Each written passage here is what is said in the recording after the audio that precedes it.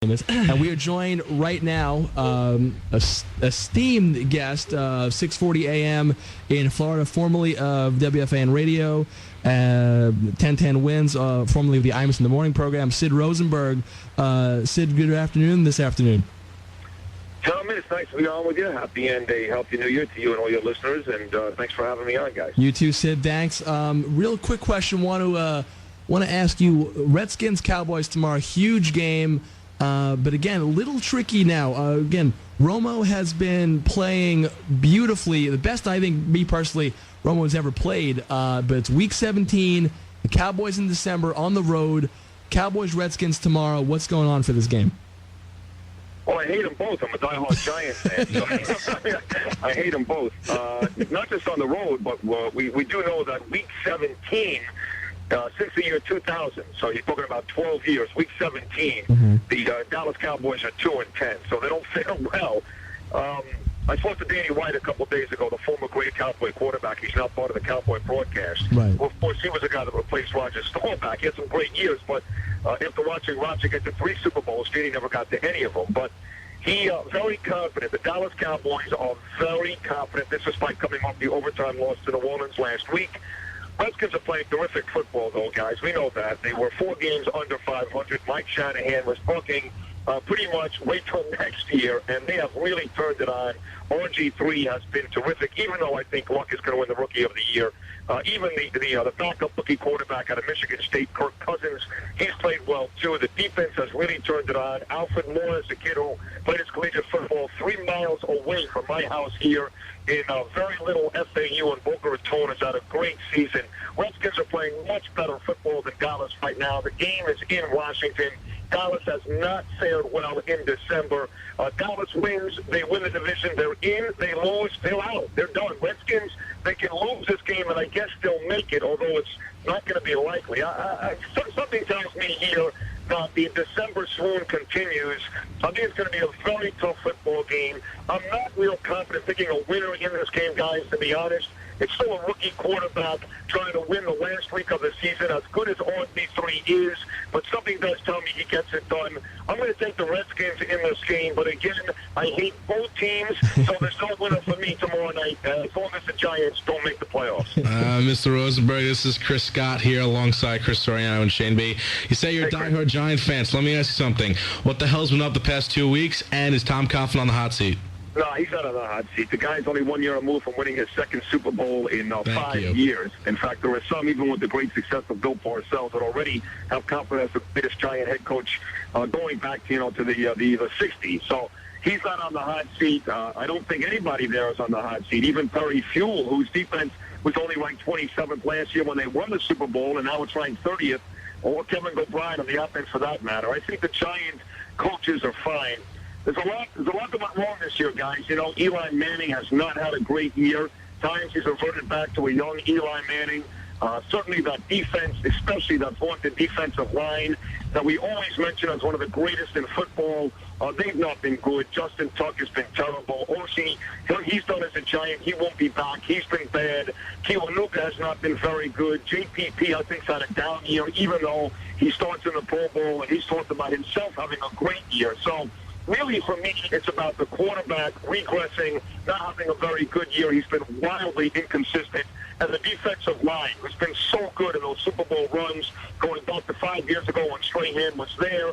And last year, they've been terrible. Running game has been not very good. Bradshaw's had his moments, and David Wilson had a great game against the Saints a couple of weeks ago. But this has not been a very good Giant football team. They've been inconsistent.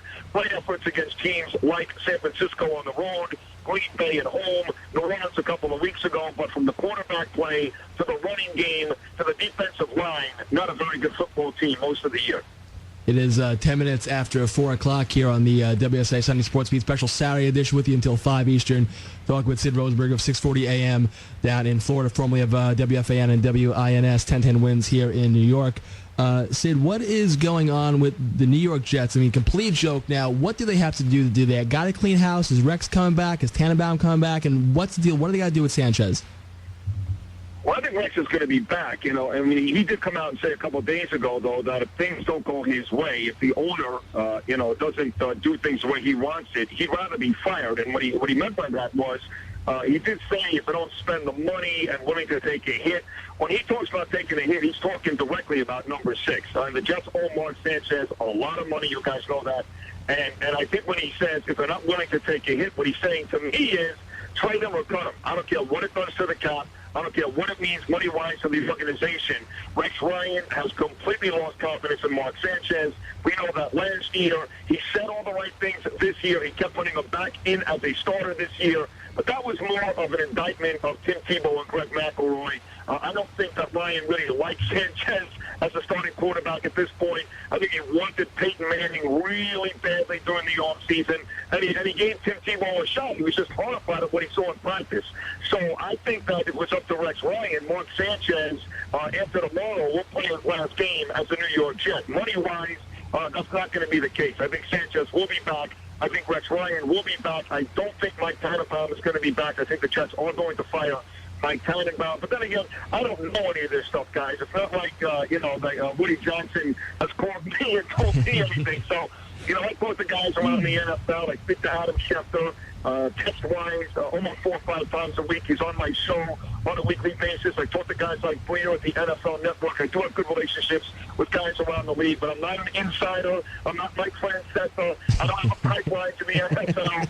But I do think that Mike Tannenbaum will be fired. I do think Rex Ryan will be back.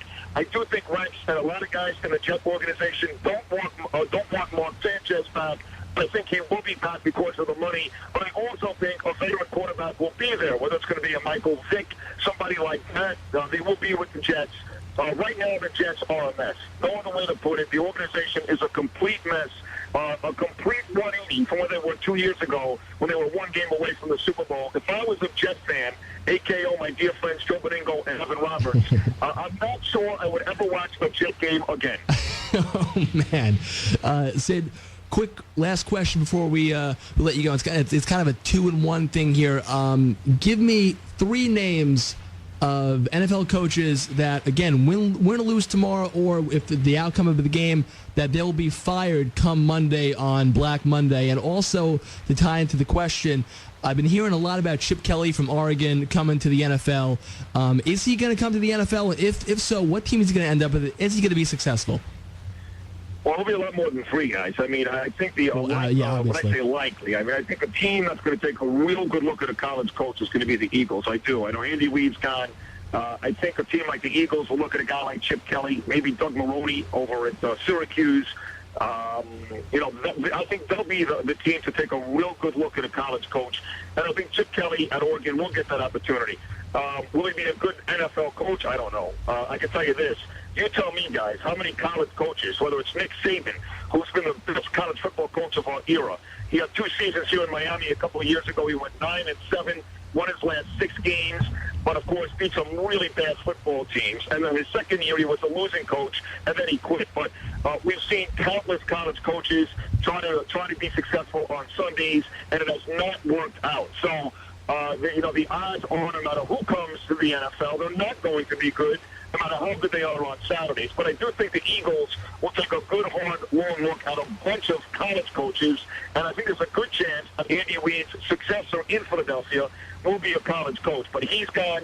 The San Diego Chargers will absolutely clean their whole operation. Their general manager, A.J. Smith, gone, and their head coach, North Turner, gone. And there's a chance that North Turner may end up replacing Tony Soriano up with the Jets as their offensive coordinator. I think in Jacksonville, I think there's a very good chance that Mike Mularkey, one and done, he's going to be gone.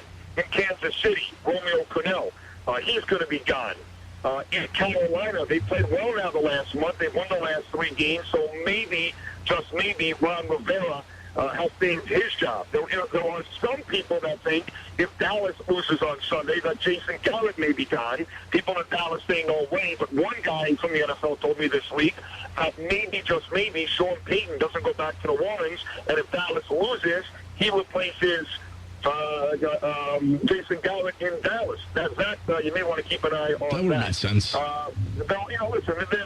I think by the time it's said and done, guys, come Monday morning, I'm looking at a real possibility, a very realistic possibility that the number is between 5 and 7 coaches and probably 3 or 4 GMs that are fired sometime next week, and at least 3 or 4 that are fired first thing Monday morning. 60 more seconds. I know we're short on time with you, Sid. Again, big fan of you. Remember growing up listening to you on IMUS and 102.7. Yeah. Now tell me, do you miss doing radio in New York, and how is it being in Florida? And do you see in the future being back in the New York radio again? You know, guys, I do like what I do in Florida, and here's the beauty about Florida. I'm sure you guys have been down here many, many times, right? It's the 6th borough, so. You know, if I was doing, radio in Clarksville, Tennessee, or across Wisconsin, or Cincinnati, that would be one thing. But the beauty about being down here is when I do radio, there's so many New Yorkers. My station, 640, actually carries the Yankees. I get Susan and John every single night. And my show is a 50-50 show. It's 50 in New York, 50 in Miami. So I spend just as much time talking about the Giants, Jets, Mets, Yankees, Knicks, Rangers, Islanders, Devils, St. John's, you name it, as they do the Heat, the Panthers, the Marlins, and the Dolphins. So I get 50-50 down here, and my show actually goes out to all the South Floridians and the transplanted New Yorkers as well. So I haven't left my New York teams behind on a daily basis, which is really, really great. I get the best of all worlds. I get the great weather. I get the clean South Florida streets, and I still get to keep up and talk about my New York teams daily. But do I miss New York radio and the fans? Sure I do. It's WSIA is still the best station in the business. I have lots of dear friends there. Joe and Evan. I still talk to Mike every now and then. I was just up there for Thanksgiving. I saw Boomer and Craig and all those guys. Even guys that have left the station, guys like Bill Russo and all those guys. I still talk to. So. It's a great town. They love their sports. I would never, ever in a million years trade in what I had with Imus and Bernie and Charles and that whole crew. And when I get back there one day, I don't know. It's like I said, I still speak to lots of guys up there. I think the fans, between my Facebook page, my Twitter page, at Sid Rosenberg, the shows I do every now and then fill in, I get a great, and I mean a great and warm reception. It's obvious that the New Yorkers up there still appreciate what I brought them and still bring to them on a social network basis. So do I think there'll be another opportunity? I do. When and where, I don't know. But I don't wait every single day for that. I'm happy in Florida. I love my opportunity. And if it does happen again in New York, I'll be ready, and you guys will be ready. Let's leave it at that. I'll be ready, Sid. We'll be ready. Thanks for giving us a few minutes of your time this afternoon. Have a happy New Year, you and your family, and appreciate it. Thank you, Sid. Same to you guys, and thank you very much for having me on. Happy New Year, and keep on rocking, guys. Thank you. Thank you, Sid. Thank you very much. Sid Rosenberg of 640 WMEN AM in Florida.